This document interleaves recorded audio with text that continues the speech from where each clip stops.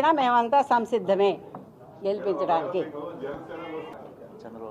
అంటే ఇప్పుడు తిరుపతి నగరంలో జగన్మోహన్ రెడ్డిని ఏ విధంగా రాష్ట్రంలో మనము ఓడించాలనుకుంటున్నామో తిరుపతి నగరానికి కూడా అదే విధమైనటువంటి పరిస్థితి, అదే విధమైనటువంటి కర్మ బట్టి ఉండాలి.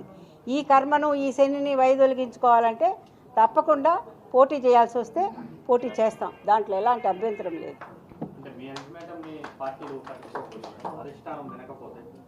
ఈరోజు ఇది మహాకూటమిలో తెలుగుదేశం పార్టీ బలమైన పార్టీ.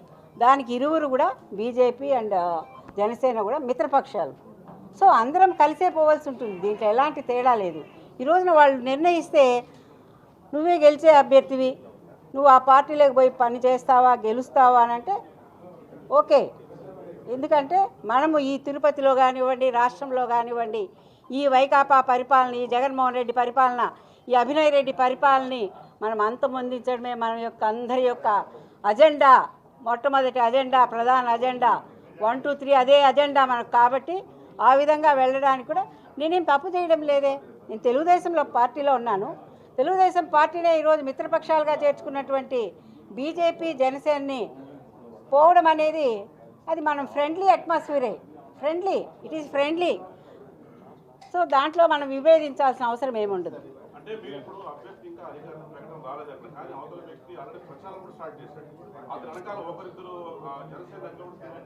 జనసేన బలోపేతం చేసుకోమనండి, జనసేన నాయకులు తీసుకెళ్ళమనండి, ప్రచారం చేసుకోమనండి. మేమేం కాదనలే. ఎందుకంటే ఆయన జనసేన అభ్యర్థిగా వచ్చారు.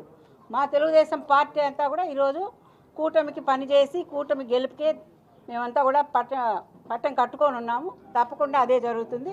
ఈ లోపల ఏదైనా అభ్యర్థుల మార్పు, ఎందుకంటే ఇక్కడ మొన్న వాళ్ళ జనసేన వాళ్ళే విభేదించి వాళ్ళ అబ్జర్వర్ గారు వచ్చి కూడా మరి ఆ విధమైనటువంటి తిరుపతిలో అభ్యర్థిని మార్చాలి అని వాళ్ళ పార్టీ వాళ్ళే నాయకులే జనసేన నాయకులే చెప్పడం జరిగిందని కూడా మనం పేపర్లో వచ్చింది చూసాం నిన్నటి రోజున ఆంధ్రజ్యోతిలో.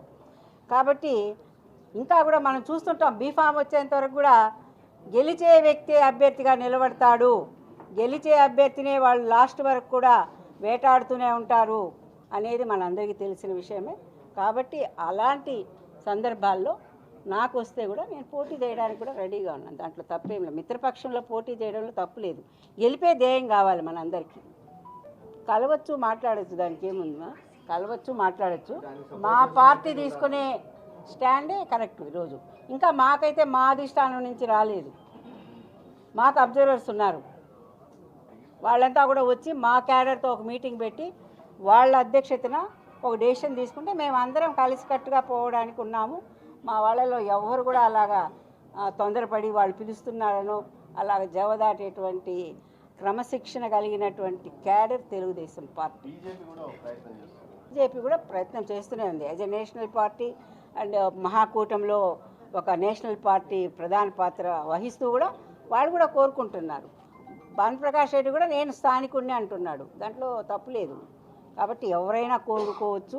మేమందరము లాస్ట్లో కలిసికట్టుగా కూటమి అభ్యర్థికి విజయానికి, లోకల్ అభ్యర్థికి మేమందరం కూడా సహకరించడంలో మాకు ఎలాంటి అభ్యంతరాలు లేవని చెప్తున్నాం. లేదు, మా క్లస్టర్ అయితే ఇక్కడే ఉన్నారు. మా క్లస్టర్స్ అయితే అందరూ ఈడే ఉన్నారు. మా క్యాడర్ అయితే ఈడే ఉన్నారు. మరి ఎవరైనా పోతారు కొంతమంది బంధుత్వంగానో, మరి చిత్తూరు మన పక్కన ఉండే ఊరే కాబట్టి ఆయనకు కూడా పరిచయాలు ఉండడమో ఏవో ఉంటాయి కదా. దాంట్లో తప్పేముంది. మేము అధికారికంగా ఈ ప్రెస్ మీట్ పెడుతున్నాం. ఇది అధికారికంగా మా అందరి నిర్ణయం, మా సమిష్టి నిర్ణయం.